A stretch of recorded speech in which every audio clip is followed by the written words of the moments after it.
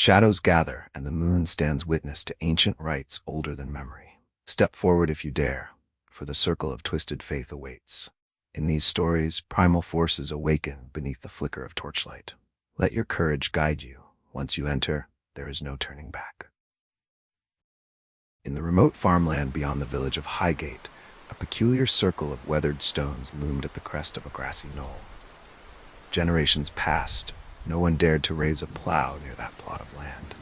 Locals muttered of strange chants echoing under the harvest moon, although few had the courage to investigate. Still, rumors persisted.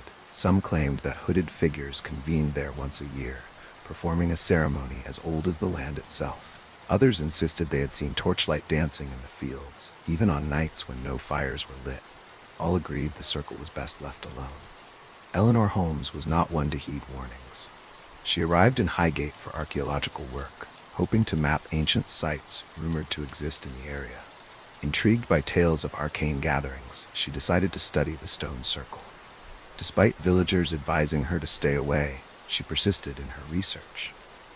She carefully measured each standing stone, taking note of cryptic symbols chiseled into their mossy surfaces. The inscriptions bore an unsettling geometry, lines intersecting at odd angles.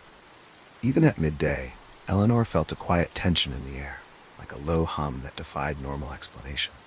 One evening, as she organized notes in her cramped cottage, an old farmer knocked on her door. He introduced himself as Henry Merritt, his wrinkled face creased with concern. Henry had heard of Eleanor's curiosity and came to offer a warning. In hushed tones, he spoke of a secret gathering that would take place soon, when the harvest moon reached its zenith. The circle, he said, was consecrated long before the village stood. The people who attended the ceremony were not ordinary worshippers, but keepers of something older, something hungry. Eleanor tried to pry details from him, but he fell silent, as if recounting more might curse his family. The following week, dark clouds rolled across the horizon. Night came early, and a swollen moon peered through ragged gaps in the cloud cover. Eleanor felt a deep, inexplicable pull to the circle. She made her way there just before midnight, the wind rustling the tall grass around her. At the edge of the field, she crouched behind a weathered stone wall. Her heart pounded. Though she had come hoping to find rational explanations for the tales, she was not prepared for what she saw. A group of hooded figures stood around the stones in a wide circle, each cloaked in robes the color of withered leaves. Their voices murmured a low chant that rose and fell, accompanied by the rhythmic thud of a staff or rod striking the ground. In the center, a solitary figure held a wooden bowl carved with swirling designs. Eleanor watched in tense silence, noticing that the air felt almost charged, as if the circle gathered energy from the very soil. The chanting intensified, and the central figure raised the bowl toward the moon, uttering a phrase that sent chills through Eleanor's spine. One by one, the hooded participants retrieved small bundles from beneath their robes. They placed these bundles into the bowl, which the leader lifted high. Eleanor couldn't see what lay inside, but the stench of coppery blood drifted on the breeze. She stifled a gasp. The chanting reached a fever pitch, echoing across the valley. Then a sudden hush fell, and the leader turned slowly, scanning the darkness as though sensing a watcher. Eleanor held her breath, shrinking deeper into her hiding place. Moments later, a low rumble emanated from the ground beneath the circle, vibrating through Eleanor's feet. The robed assembly resumed their chant, this time with greater urgency. The clouds overhead parted to reveal the harvest moon in its full brilliance. Eleanor dared to inch forward for a clearer view. She saw a flicker in the air above the stones, a distortion like heat waves in midsummer. It coalesced into a faint shape, vague yet menacing. A primal dread seeped into Eleanor's mind, urging her to flee, but fascination held her captive.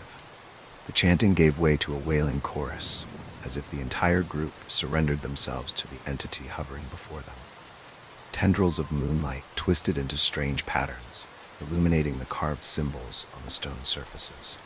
The robed leader lifted the bowl once more, and a thick, dark fluid poured out, splattering onto the ground. The shape in the air grew denser, acquiring something like limbs or tentacles. For an instant, Eleanor thought she saw a face, gaunt and spectral. Without warning, a flash erupted from within the circle, and the chanting stopped. In the abrupt silence, Eleanor could hear her own ragged breathing. The robed figures staggered, as though the ritual demanded their very life force. The figure at the center collapsed, the bowl clattering across the stones. One by one, the hooded assembly dispersed into the night, moving with an eerie calm. Eleanor remained hidden, her mind struggling to process what she had just witnessed. At dawn, she returned to the circle. The ground at the center was stained dark, the stones moist with dew. She found the bowl half buried in the mud, its carvings more intricate than she first realized. In the morning light, she noticed new gouges on the standing stones, symbols that resembled eyes or open mouths. There was no sign of footprints or any trace of the robed participants. Only a lingering sense of foreboding haunted the site. Over the next few days, Eleanor tried to question local villagers, but most avoided her or mumbled about curses. Henry Merritt shook his head sadly, warning her not to investigate further. Determined to find answers, she pored over historical records and uncovered references to a Feast of the Veiled One, a rite dedicated to an unnamed entity. The text hinted at an ancient hunger appeased through ritual offerings, always near the harvest moon.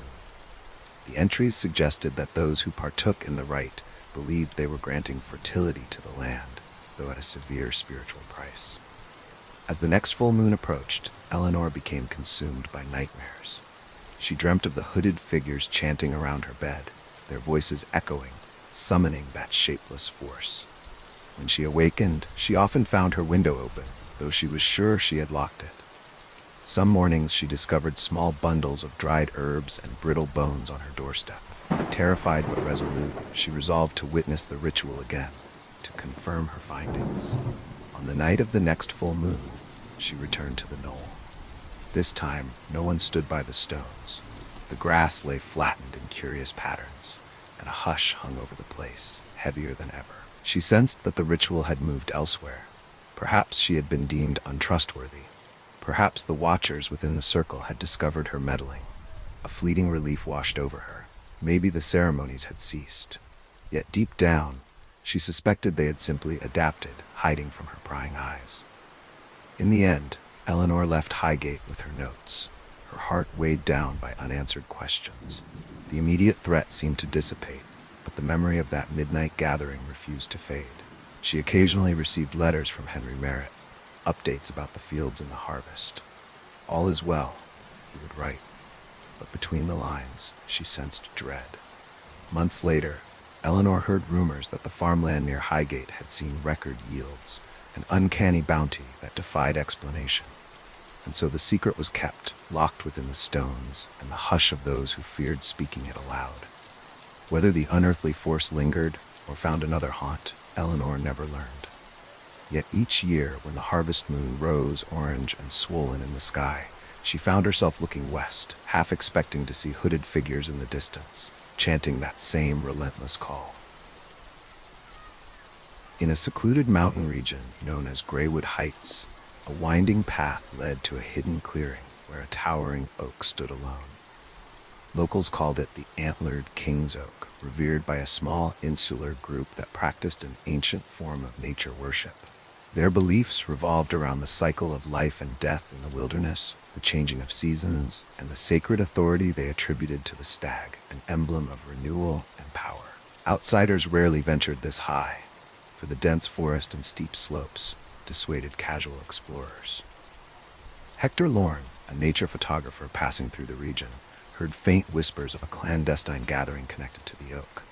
Intrigued, he decided to make his way into the woods. He was no stranger to local legends, having documented folklore in other regions, but something about the intensity of this group's secrecy drew him in. Residents in the nearest town offered him no help, refusing to speak of the clearing or its purpose. One crisp autumn evening, Hector set out near dusk, climbing rocky trails and weaving between gnarled pines. He carried only a flashlight, a camera, and a small notebook. As he approached a higher elevation, he glimpsed faint lantern light. Voices rose and fell in melodic chanting. Quietly, he moved closer, his heart pounding at the thought of documenting a ritual no outsider had ever witnessed. In a clearing, more than a dozen figures encircled the mighty oak. Thick lanterns hung from branches, casting long, wavering shadows across the forest floor. Some participants wore stag antlers strapped to their heads. Others painted strange markings on their faces and arms. Hector watched as a tall woman, draped in a robe of deep burgundy, beckoned the group to kneel. She held an ornate dagger with a handle shaped like branching horns. Her words were soft yet resonant, spoken in a language Hector didn't recognize. A hush settled as the woman pressed the dagger's tip against her palm. Crimson drops trickled down her wrist, falling onto the roots of the oak. The group murmured in unison, a reverent chant of acceptance or devotion. One by one, others followed suit, each offering a few drops of blood to the soil beneath the ancient tree. Hector's pulse raced. The air felt charged, as if the forest itself listened. He carefully lifted his camera, adjusting the lens to capture the scene. Yet as he snapped a few photos, a branch snapped behind him. Startled, he turned and saw a figure wearing a stag skull. Its hollow eye socket seemed to peer directly at him. Before Hector could react, the figure raised a hand in a commanding gesture, and the chanting ceased as though cut by a knife. In an instant, every head turned in his direction. Panic flared within him. He broke cover and ran, flashlight bouncing in the darkness. But the forest seemed to conspire against him, roots snaring his feet, branches scratching his arms. Heavy footsteps and voices echoed behind him, even though he couldn't make out the words. He stumbled down a slope, scraping his palms on rocks, and finally came to rest near a fallen log. The footsteps drew closer, slow and methodical.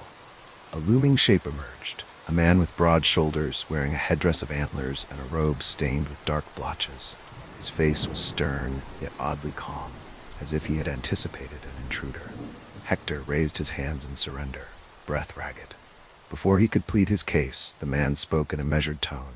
"You have trespassed on sacred ground. You have witnessed what was not meant to be seen." Two more robed individuals joined him, their expressions unwavering. They led Hector back to the clearing, where the others remained in a loose circle around the oak. The woman who had wielded the dagger approached. She introduced herself as Odella, the High Warden of the Antlered King's court. In a voice that seemed far too gentle for the situation, she explained that the group's ritual was ancient, a covenant with the forest. They spilled their blood in communion with nature's cyclical power, ensuring balance and prosperity in the harsh mountain environment. The participants stood motionless, a barrier of silent stares, leaving Hector no path of escape. He braced himself for violence, but Odella merely studied him with cold curiosity. "We do not kill without cause," she said, "but your intrusion is a breach of trust. You have stolen images that betray our secrecy." Hector fumbled for words, apologizing, promising to delete the photographs and never return. His voice trembled under the collective gaze of the robed assembly. After a tense pause, Odella turned to the others. They conferred in hushed tones, leaving Hector feeling helpless. Finally, she nodded and faced him again. "You will remain here until the moon reaches its zenith," she declared. "If the Antlered King shows favor, you will depart unharmed." Hector hardly dared to question her. The group repositioned themselves around the oak, continuing their ceremony as though he were a reluctant guest. Lanterns flickered, their light dancing among the twisted branches overhead. Each participant, including Odella, raised a shallow bowl to collect a mixture of soil, leaves, and droplets of blood. They murmured incantations in unison, pouring the mixture at the base of the oak. Hector observed their reverence, sensing no immediate threat yet, feeling trapped by a tradition that demanded compliance. The forest felt alive in ways he had never experienced, pulsing with an ancient energy that prickled at the edges of his consciousness. As the moon climbed higher, the ceremony shifted. In an unspoken signal, one of the robed figures brought forth a polished horn carved with runes. The individual blew into it, producing a resonant call that echoed among the mountains. The group awaited a response, standing in stillness. Hector's pulse hammered in anticipation. Then, in the distance, an eerie bellow answered. Whether it was from an actual stag or something more mystical, Hector could not tell. The robed assembly lifted their arms toward the sound, as though welcoming a ruler to his domain. Odella stepped forward and placed a small metal bowl at Hector's feet. She motioned for him to kneel. Trembling, he did as instructed. The group chanted softly, urging him to cut his palm just as they had done. He hesitated, dread curling in his stomach. Yet he recognized he had little choice. With cautious determination, he made a shallow cut in his hand, letting a few drops fall into the bowl. Odella accepted it with a solemn nod, adding the mixture to the soil around the oak's massive roots. The final phase of the ceremony came swiftly. A swirl of wind rustled the branches, sending leaves dancing through the clearing. The moon's light shone directly onto the ancient tree, illuminating the carved runes on its trunk, antlers and spirals that formed a cryptic design. The group chanted a final incantation, arms raised. In that moment, Hector felt a disorienting surge of energy, as though the forest breathed through him. He closed his eyes, overcome by a sense of awe and fear combined. When the chanting ended, an unsettling silence enveloped the clearing. Odella lowered her hands and gazed at Hector. Her eyes held neither malice nor pity, only an otherworldly calm. "You have been witnessed," she said simply. "Leave, and never speak of this again." The robed figures parted, offering him a path out of the clearing. Too stunned to reply, Hector bowed his head and stumbled back toward the trails. The last image he saw was Odella and her followers standing in quiet vigil under the ancient oak, their silhouettes crowned by lantern light. Long after he reached safety, Hector wondered what truly transpired in that clearing. He destroyed his photographs, erasing all evidence of the secret ceremony. Yet the memory of the moonlit chant and the crimson sacrifice clung to him. Even in dreams, he felt the forest's breath and saw the silent watchers wearing antlers in the gloom. Whether he had encountered a benign communion with nature or something darker, he never fully understood. But he kept his promise, never revealing the group's location or the mysterious power he had glimpsed among the towering pines. Along the rugged coast of Whitby's Reach, jagged cliffs rose above roiling waters. Stunted, wind-twisted trees clung to the rocky soil, forming a grove that locals deemed cursed. Charred trunks and ash-coated ground bore witness to a devastating fire centuries ago. Rumor had it a sect of pagan devotees once gathered in that grove, performing a ritual meant to summon a spirit of the sea. No one could confirm what truly happened, but the land had remained scarred ever since. Arthur Dawkins was a historian researching maritime folklore. Drawn to Whitby's Reach by tales of sea spirits and lost ships, he stumbled upon references to a group known only as the Keepers of the Tide. According to scattered records, they convened in the Ashen Grove under the glow of a waning moon, calling upon forces that transcended human logic. The texts hinted at a destructive fire that ended the group's practice, or so it was believed. Arthur intended to learn the truth.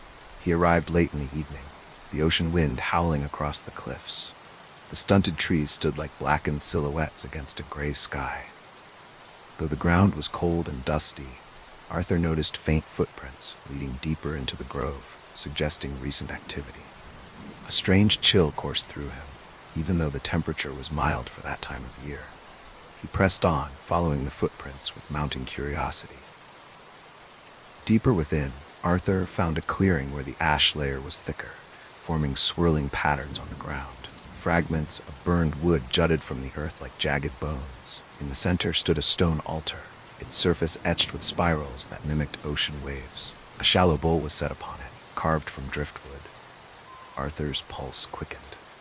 The sight seemed eerily prepared, as if waiting for a ceremony to begin. Suddenly, a voice cut through the wind. Arthur whirled around to see a robed figure stepping from behind a charred trunk. The stranger's face was hidden by a hood, but the voice was gentle, almost inviting. "You seek the truth of the Keepers," the figure said. "Few dare to come here at dusk." Unsure how to respond, Arthur simply nodded. A second figure emerged, and then a third, all wearing similar robes. Their presence felt neither hostile nor welcoming, but resolute, as though they had anticipated his arrival. One of them approached the altar and lit a candle, sheltering the tiny flame from the wind. Arthur noticed that the flame burned with a peculiar hue, tinted green, reminiscent of ocean phosphorescence. A memory stirred in him of legends describing sea spirits that burned with an otherworldly glow. The robed individuals began chanting in subdued voices, rhythmic yet sorrowful, like a lament for something lost. Unsure of his next move, Arthur stood rooted to the spot, both nervous and enthralled. In a measured tone, one of the robed participants explained that their order had once thrived, tasked with honoring the spirit that guided tides and storms alike. The group's ancestors attempted a powerful summoning centuries ago, seeking to bind the spirit to their will. But the spirit's rage ignited a blaze that consumed the grove, and many of the group perished in the flames. Those who survived became quiet keepers of a more humble worship, vowing never to enslave the spirit again. Arthur sensed sincerity in their words, though he questioned the plausibility of such events. Still, the persistent hush in the air, the charred remains, and the tingling fear in his gut suggested that something other than human folly had scorched this land. The lead figure offered him a place beside the altar, inviting him to bear witness to their ceremony. Arthur hesitated, recalling stories of malicious rites and black magic. Yet the group's demeanor seemed more penitent than malevolent. As twilight deepened, the chant grew louder, echoing across the blackened grove. The wind carried the sound of crashing waves from below the cliffs, merging with the rhythmic intonation. Arthur felt a subtle vibration in the ground under his feet, as though a giant pulse emanated from somewhere beneath the ashes. The candle's eerie glow reflected in the driftwood bowl. Then, in unison, the robed figures cut their palms with a small blade, allowing droplets of blood to drip into the bowl. Arthur's heart raced. The memory of ancient tragedies weighed on him, yet he could not tear himself away. The lead figure gestured for Arthur to approach.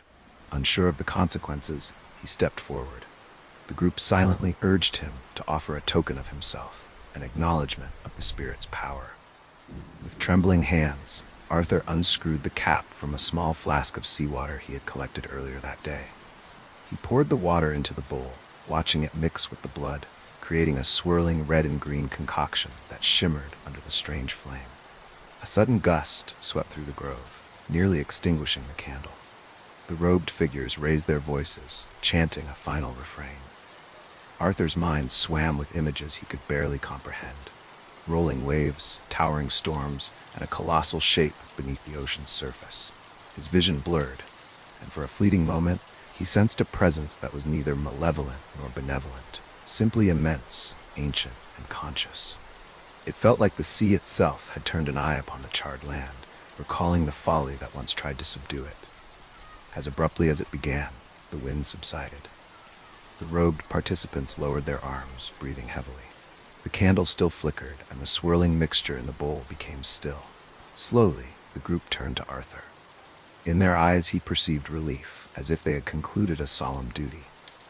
The leader spoke in a voice colored by fatigue, yet tinged with hope. "We have shown you what remains of our path.